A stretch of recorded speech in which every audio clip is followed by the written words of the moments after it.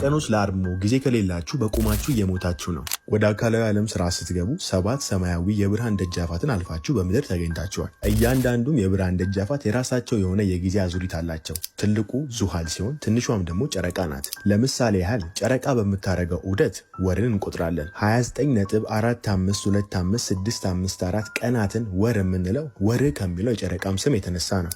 ፀሐይ ባላትም ዑደት ደግሞ ሰዓትን ቆጥረን አንድ ዕለት ብለን እናስቀምጣለን። ታዲያ በምድር የመገኘታችሁም ዋነኛ ሚስጥር ነፍስ በአካላዊው ዓለም ላይ አእምሮ በሚዘረጋው ስርዓተ ጥለት ንቃተ ህሊናን በማስፋት ሰዋዊ ልምምድን በሶስተኛው ልኬት ውስጥ ታደርጋላችሁ። ታዲያ በጊዜና በቦታ በዙሃል መሪነት የተገደበውን መገኛ በአርምሞም ወቅት ከልኬት በላይ ትኩረትን በማሻገር ንጹህ የመፍጠር አቅምና ትክክለኛ ማንነትን የምትረዱበትን መንገድ ነው። በምድር ላይ መረጃን የምትቀበሉት ማዕከላዊ መሪ የሆነው አንጎላችሁ ከአምስቱ የስሜት ህዋሳት በሚያገኘው ኤሌክትሪካዊ መረጃ ነው። ታዲያ በአርምሞ ወቅትም ከአምስቱ የስሜት ህዋሳት ባሻገር መረጃን የማግኘት ጥበብን የምትለማመዱ ሲሆን ትኩረታችሁ ከአምስቱ የስሜት ህዋሳት ከሚያገኘው መረጃ ባሻገር ወደ ሌሎች ዓለማትና ወደ ንጹህ መፍጠሪያ አቅም ወደ ኳንተም መገኛ በሚሸጋገርበት ወቅት ያም ትኩረት አድጎ ግንዛቤ ይሆናል። ግንዛቤያችሁም ደግሞ ለንቃተ ህሊናችሁ ዋነኛ ምግብም ነው። ንቃተ ህሊናችሁም እያላቃችሁት በመጣችሁም ጊዜ በምድር የመገኘታችሁን ዋነኛ ተግባርን ፈጸማችሁ ማለት ነው።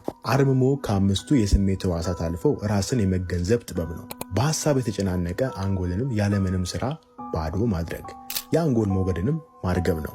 በቀን ውስጥ ለደቂቃዎች ያህል ለራሳችሁ ጊዜ መስጠትን ተለማመዱ። ለውጡንም በራሳችሁ ተመልከቱ።